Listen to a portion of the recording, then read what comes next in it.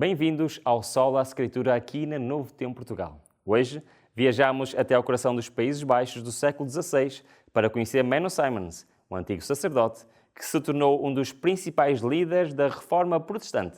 Depois de muitas dúvidas interiores e uma profunda busca nas Escrituras, Menno afastou-se da tradição e defendeu uma fé centrada em Jesus. Uma fé simples, prática e vivida em comunidade. Neste episódio, vamos explorar uma doutrina que transformou a vida de Menno, o batismo. Vamos perceber porque é que ele deixou de batizar bebés e começou a defender o batismo consciente, como um sinal de uma nova vida com Cristo. Fique connosco e vamos abrir a Bíblia para confirmar cada princípio. Está no Sola Escritura, a Bíblia acima de tudo.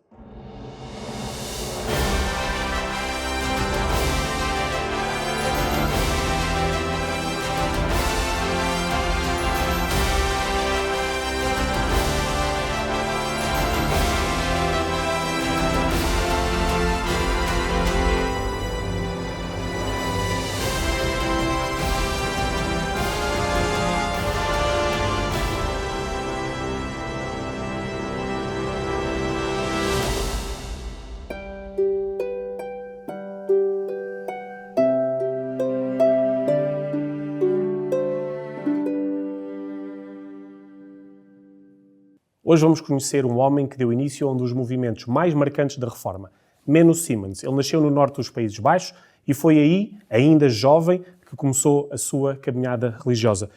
Ruben, quem era e como é que foi a juventude de Menno Simons? Então, Menno nasceu por volta de 1496 numa pequena aldeia lá no norte dos Países Baixos, na Frísia, uma região rural e conservadora. O seu pai era camponês, como a maior parte das pessoas dessa altura, mas ele fez questão que os seus filhos recebessem uma educação religiosa. Menno foi enviado para estudar latim e para estudar teologia. Muito provavelmente, não se sabe muito bem, mas muito provavelmente num mosteiro da região, e depois para Utrecht e possivelmente mais tarde também para Leuven. Aos 28 anos foi ordenado padre católico lá em Utrecht, precisamente no ano de 1524, e iniciou funções na vila vizinha de Pinjum. Apesar da sua formação e das responsabilidades litúrgicas, ele admitiu mais tarde que não conhecia muito bem as Escrituras. Ele escreveu, repara bem, durante mais de 2 anos após a minha ordenação, jamais toquei nas Sagradas Escrituras. Temia ser enganado se as lesse. Esta confissão mostra o ambiente de medo e controle espiritual que imperava nesta altura na igreja. E ele era padre, repara Tiago, ele era padre, estudou teologia e nunca tinha lido as Escrituras. Então ser padre não significava necessariamente conhecer a palavra de Deus, e menos seria um dos pioneiros a reconhecer isso. Portanto, ele então tornou-se padre, mas ainda sem contacto direto com a Bíblia. Depois dessa decisão de começar a ler por si mesmo, as dúvidas continuaram ou começaram a crescer. O que foi que começou a inquietar o seu coração e como isso o afetou? A primeira dúvida surgiu por volta de 1526, 2 anos depois de ser ordenado. E ele começou a questionar a doutrina da transubstanciação. Como vimos noutros episódios, esta doutrina despertou o interesse de vários reformadores, ou seja, a crença de que o pão e o vinho se transformavam literalmente no corpo e no sangue de Cristo durante a missa. E sempre que ele celebrava a Eucaristia, ele sentia desconforto. Eu tento imaginar, não é? Um padre que tem dúvidas sobre a Eucaristia, a apresentar a Eucaristia, e ele sentia-se desconfortável, tinha ali um peso na consciência. A ideia parecia-lhe estranha, mas tinha medo de ir investigar. Só mais tarde, e com grande hesitação, ele decidiu, parecia que tinha medo, não é, de abrir a Bíblia, ele decidiu abrir o Novo Testamento, e de facto isso mudou a vida. Ele próprio relata: depois de lutar algum tempo com a minha consciência, decidi ler o Novo Testamento com atenção. Ao fazê-lo, deparei-me com uma verdade clara que nunca tinha ouvido. Comecei a ver que estávamos enganados. Foi como se caíssem escamas dos seus olhos. A leitura abriu-lhe os olhos, não apenas em relação à ceia, mas também sobre muitas outras doutrinas, como o batismo, a confissão auricular e a autoridade papal. Foi também nesta altura que começou a ler alguns escritos de Martinho Lutero, que circulavam clandestinamente lá no seu país. E passou a acompanhar o movimento reformador com crescente interesse, mas Menno ainda não estava pronto para romper com a Igreja. Durante quase uma década, seja, quase 10 anos, e ele viveu este conflito interior. De um lado, a segurança da tradição da Igreja, da sua posição como padre, do outro, a verdade simples apresentada nas Escrituras. Mas esta tensão foi crescendo, até que um acontecimento dramático o forçou a tomar uma decisão. Nós percebemos então que a leitura da Bíblia estava a transformar a maneira como Meno via a sua fé, mas que acontecimento foi esse que o forçou a tomar uma decisão e quando então é que ele decide abandonar definitivamente a Igreja Católica? Olha, Tiago, foi precisamente em 1531 que aconteceu esse momento que o abalou profundamente. E foi precisamente quando ele ficou a saber que um jovem chamado Sieg Snyder tinha sido preso e executado lá numa vila perto. Ele foi decapitado na praça pública. E qual foi o crime? Ter sido batizado em idade adulta. Ou seja, ele era um seguidor do movimento anabatista. E esse martírio chocou Meno. Ele nunca tinha ouvido falar disso, de rebatismo, e não compreendia como alguém podia morrer por causa disso, simplesmente por ser batizado em adulto. Foi então que se dedicou ao estudo do batismo nas Escrituras. Leu os Evangelhos, Atos, leu as cartas de Paulo, e quanto mais ele lia, mais percebia que o batismo bíblico era uma escolha consciente, feita após o arrependimento e a fé pessoal. Ele mais tarde escreveu o seguinte: quando ouvi falar do segundo batismo, achei muito estranho. Examinei cuidadosamente as Escrituras e não encontrei nenhuma justificação para o batismo de crianças. A partir desta descoberta lá na Bíblia, a sua crise existencial agravou-se. Como podia continuar a ensinar uma doutrina que ele sabia perfeitamente que não estava de acordo com a Bíblia? Durante 5 anos, Meno ainda continuou como padre, mas já não acreditava naquilo que ele celebrava. Ele próprio confessava que dizia a missa em aparência, apenas para manter as aparências e evitar ser perseguido. Mas em 1536, depois de um longo processo de luta interior, ele tomou a sua decisão. Ele abandonou o sacerdócio, renunciou à Igreja de Roma e assumiu publicamente a sua fé em Cristo segundo a palavra. Foi um momento de grande coragem e a partir daí Meno passou a viver fora do sistema. Passou a ser um fugitivo, mas com a consciência limpa e o coração entregue à verdade de Deus. Então, ao abandonar o sacerdócio, Meno sabia que estava, como tantos outros, a colocar a sua própria vida em risco. Mas ele não ficou em silêncio apesar disso, muito pelo contrário, ele passou então a liderar, aliás, um grupo perseguido e rejeitado. Como é que isso aconteceu, Ruben? Poucos meses depois da sua saída oficial da Igreja Católica, um grupo de anabatistas do norte dos Países Baixos, crentes que eram perseguidos e não tinham pastor, não tinham líder, procuraram a Meno e pediram que assumisse a liderança espiritual dessa comunidade. Ele inicialmente até hesitou, sabia que aceitar significava viver como alvo das autoridades e estar constantemente em risco de ser preso, de ser executado, mas depois de muita oração ele aceitou o chamado. Ele foi então ordenado por um dos líderes da reforma lá nos Países Baixos e a partir daí ele tornou-se o principal organizador do movimento anabatista, pacifista daquela região. Ele viajava de aldeia em aldeia.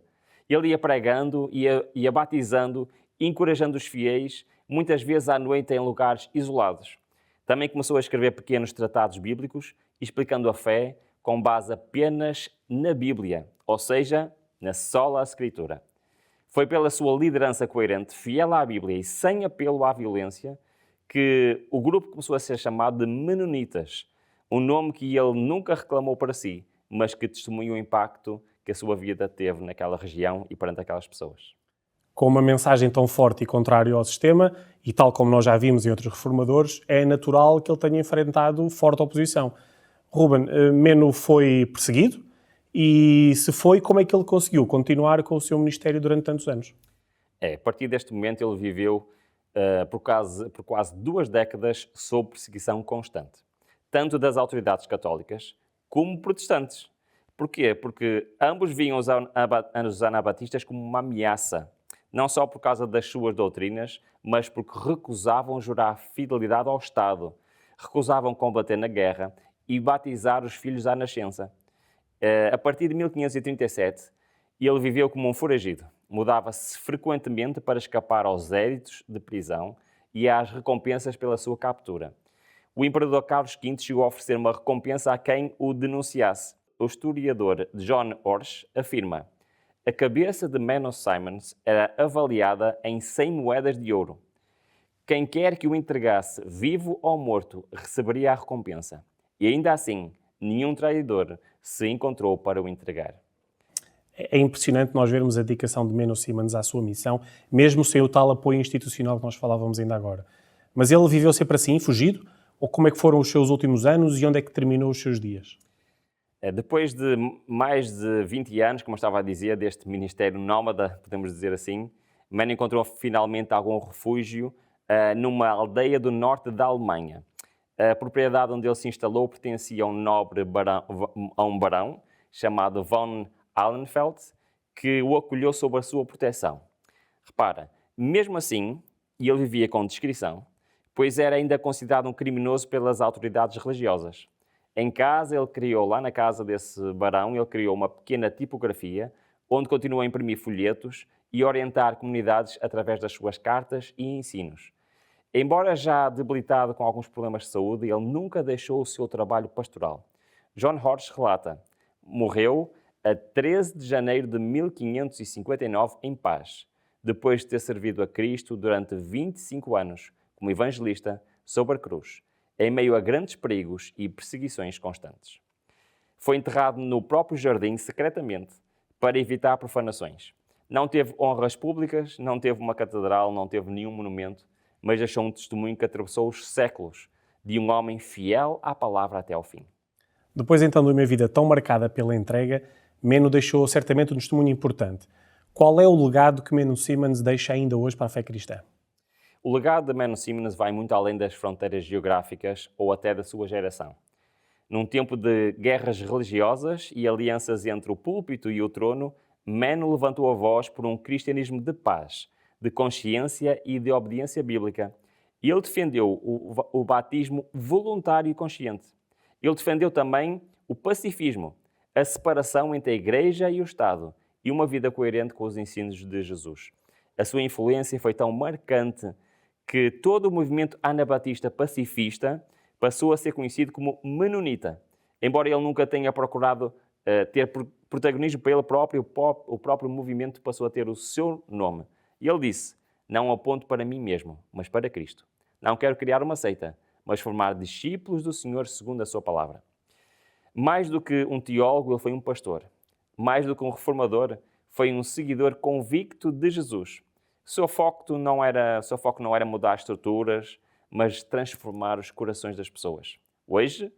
Ainda hoje, existem os menonitas que continuam espalhados pelo mundo, mas o seu exemplo fala a todos os que querem viver uma fé simples, prática e centrada nas Escrituras. Se está a gostar deste tema, temos uma oferta especial para si. A revista O Grande Conflito é um curso bíblico gratuito com 24 temas baseados nas Escrituras e na história da Reforma. O episódio de hoje corresponde ao estudo número 10, onde aprofundamos o verdadeiro significado do batismo, não apenas como um ritual religioso, mas como um símbolo de uma nova vida com Cristo. Se quer compreender melhor esta doutrina e descobrir o que a Bíblia realmente ensina sobre este assunto, peça já a sua revista.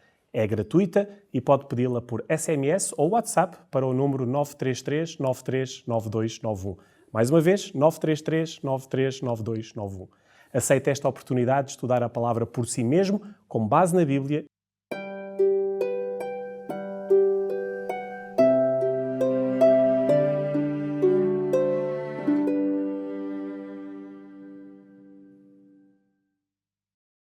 O batismo é uma das doutrinas mais importantes do Novo Testamento e, ao longo da história, também uma das mais deturpadas. Vamos percorrer brevemente o seu percurso desde a Igreja Apostólica até aos nossos dias. Nos dias dos apóstolos, o batismo era uma decisão consciente tomada por quem aceitava a fé em Jesus. Era feito por imersão total na água, como símbolo da morte para o pecado e do nascimento para uma nova vida. Pedro dizia em Atos 2:38: arrependei-vos e cada um de vós seja batizado em nome de Jesus Cristo para perdão dos pecados. E Paulo escreveu em Romanos 6:4: fomos, pois, sepultados com ele pelo batismo na morte, para que, como Cristo ressuscitou, assim andemos nós também em novidade de vida. O batismo não era uma cerimónia social, era uma decisão de vida, um compromisso público para seguir Jesus com total entrega. E era sempre precedido por fé e arrependimento. Nunca era imposto nem herdado, mas com o passar dos séculos, a simplicidade apostólica foi sendo substituída por tradições humanas. Já no século II, surgiram os primeiros casos de batismo de crianças, inicialmente em situações de doença ou emergência. E já no século IV, com a influência de Agostinho e a doutrina do pecado original, o batismo infantil foi promovido como necessário para a salvação, mesmo sem fé ou arrependimento. O Concílio de Cartago, em 418 d.C., decretou que todos os bebés deviam ser batizados. Ao mesmo tempo, a imersão foi substituída por aspersão ou derramamento por conveniência, afastando-se do modelo bíblico. Com a união entre a Igreja e o Estado, o batismo passou a marcar a entrada na sociedade e não na fé. Ser batizado significava tornar-se cidadão cristão, muitas vezes sem qualquer conversão pessoal. O batismo tornou-se mais uma marca de cidadania do que uma escolha espiritual. No século XVI, os anabatistas voltaram à Bíblia e redescobriram o que o batismo realmente significava. Rejeitavam o batismo infantil e passaram a batizar apenas adultos ou jovens que demonstravam fé. Foi uma decisão radical que lhes custou a liberdade e muitas vezes a vida. Menno Simons foi uma das vozes mais corajosas. Depois de estudar as Escrituras, percebeu que o batismo só fazia sentido como resultado de arrependimento e nova vida. Escreveu: "Não se deve batizar os homens por tradição, mas sim quando manifestam frutos de arrependimento e de fé em Cristo." Por esta convicção, Menno foi perseguido, exilado e procurado pelas autoridades. Foi perseguido não só pela Igreja Católica, mas também pelos reformadores como Lutero e Calvino, que mantinham o batismo de bebés. Mas a verdade bíblica não podia ser escondida. Ele permaneceu fiel à palavra e ajudou a formar comunidades de fé centradas em Cristo, na Bíblia e no batismo consciente. E hoje, o ensinamento bíblico sobre o batismo continua a ser amplamente ignorado ou deturpado pela maioria do mundo cristão. Em algumas igrejas cristãs, o batismo de bebés continua a ser praticado como um sacramento essencial à salvação. A água é aplicada geralmente por aspersão, logo após o nascimento, numa cerimónia que é vista como a porta de entrada na igreja e garantia espiritual para a criança. No entanto, como vimos neste estudo, essa prática não encontra apoio no modelo bíblico, onde o batismo exige fé, arrependimento e compreensão. Mesmo em muitas igrejas protestantes, a tradição do batismo infantil continua, como símbolo de pertença à comunidade de fé, argumentando que se trata de um paralelo ao antigo pacto da circuncisão. No entanto, este argumento também carece de base sólida nas Escrituras. Existe um retorno progressivo ao batismo consciente. Muitos crentes hoje escolhem ser batizados após fazerem uma decisão pessoal por Cristo, reconhecendo o batismo como um sinal de entrega e do novo nascimento. Ainda assim, nem todos chegam a este método bíblico da imersão e muitas vezes o ato é encarado apenas como um símbolo externo, sem ligação clara ao arrependimento e à transformação da vida. Vivemos num tempo em que há múltiplas formas de batizar, mas pouca fidelidade ao modelo deixado por Jesus. A verdade é que a prática apostólica era simples: batismo por imersão, depois da fé, como expressão de uma vida regenerada. A boa notícia é que esta verdade ainda está acessível a todos os que desejam seguir apenas a Bíblia, sem acrescentos nem tradições humanas. Tal como Menno Simons redescobriu no seu tempo, também hoje podemos regressar à pureza do ensino de Cristo e dar este passo com convicção e obediência.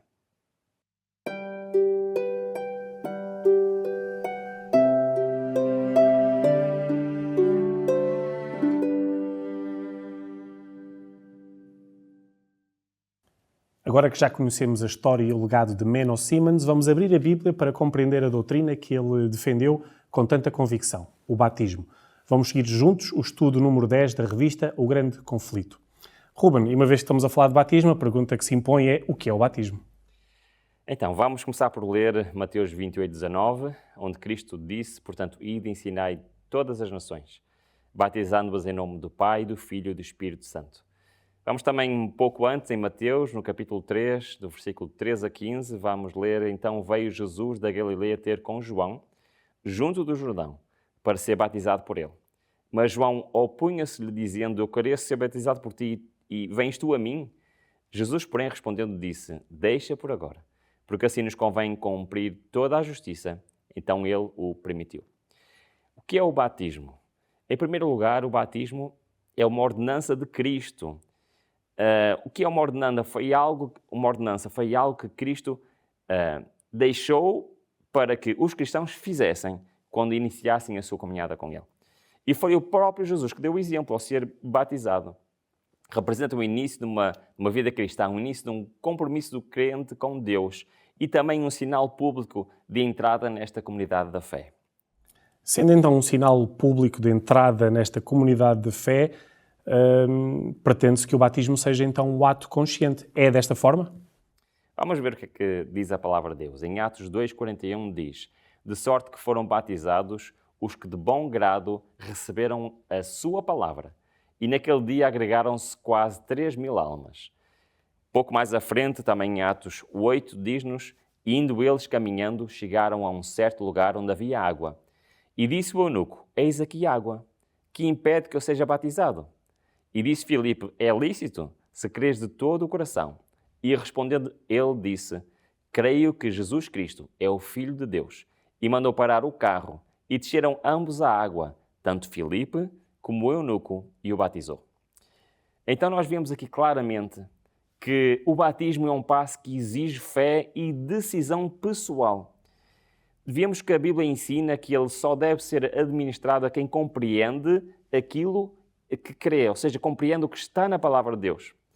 E o batismo de crianças não aparece em lado nenhum na palavra de Deus, não tem fundamento bíblico, porque um bebê, uma criança pequena, ela ainda não entende a palavra de Deus, ainda não fez esse passo fundamental que é ter a fé e decidir ela própria que quer ser batizada. Então, como é que deve ser praticado esse batismo? Isso é um aspecto muito importante, Tiago.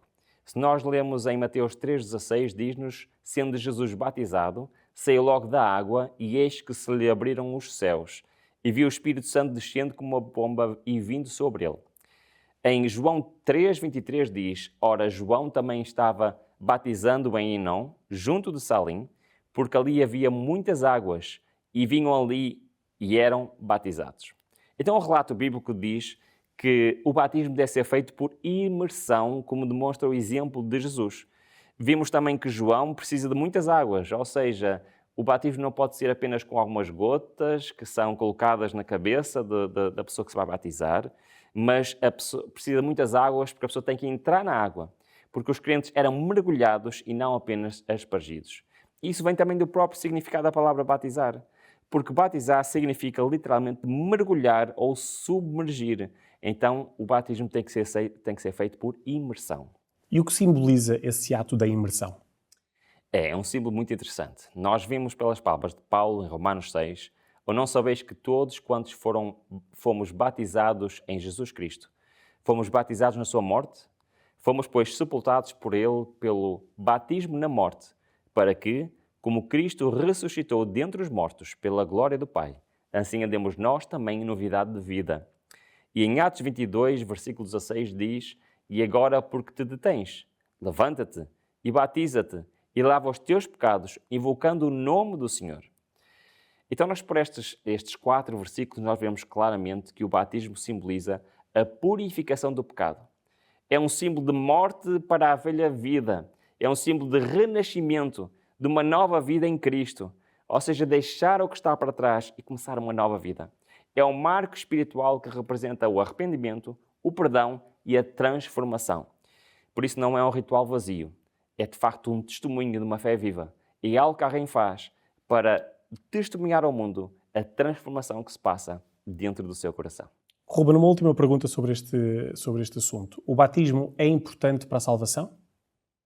Em Marcos 16 diz: Quem crer e for batizado será salvo, mas quem não crer será condenado.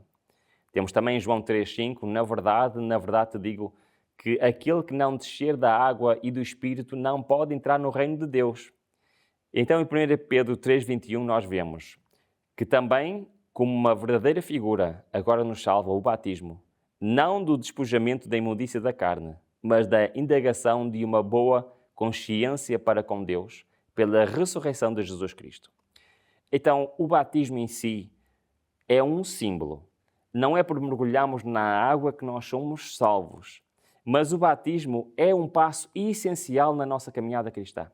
Ele não salva por si só, mas faz parte de uma resposta de fé, de uma resposta de obediência e entrega a Cristo. É este início de uma nova vida. É este nascimento da água e do Espírito que dizemos ao mundo que queremos ter uma nova vida com Cristo. Chegámos ao fim do nosso estudo bíblico. Hoje vimos que o batismo, tal como ensinado por Jesus e praticado na Igreja primitiva, é muito mais do que um ritual religioso. É um passo de fé, uma escolha consciente, um símbolo de entrega total a Cristo. Foi essa a verdade que Menno Simons redescobriu e por ela arriscou tudo. Abandonou o prestígio, enfrentou a perseguição e dedicou a vida a ensinar que o verdadeiro batismo é para os que creem, se arrependem e querem nascer de novo. Ruben, queres acrescentar mais alguma coisa? O batismo é um convite de Deus. Não é apenas um gesto simbólico, mas um marco espiritual. É quando declaramos ao céu e à terra: a minha vida agora pertence a Cristo. Se ainda não tomaste esta decisão, hoje é o dia certo. O Senhor Jesus continua a chamar corações sinceros, como chamou a Menno Simons, não para uma religião, mas para um relacionamento real com Ele. A Bíblia diz que quem crer e for batizado será salvo. Hoje podes dizer: sim, Senhor, quero seguir-te, quero começar de novo, quero ser teu por inteiro. Não deixes para amanhã o que o Espírito Santo te está a mostrar hoje. Chegámos ao fim de mais um episódio do Sola Escritura aqui na Novo Tempo Portugal. Se este tema tocou o teu coração, pedimos-te, não adies a tua decisão. E lembra-te que temos uma oferta especial para te ajudar a aprofundar este estudo. A revista O Grande Conflito, com 24 temas bíblicos e históricos, incluindo este que estudamos hoje, o estudo número 10, o batismo. Pede já a tua revista gratuita por SMS ou para o WhatsApp para o número 933 939291. Mais uma vez, 933 939291. Obrigado por ter estado connosco. Até ao próximo episódio aqui no Sola Escritura.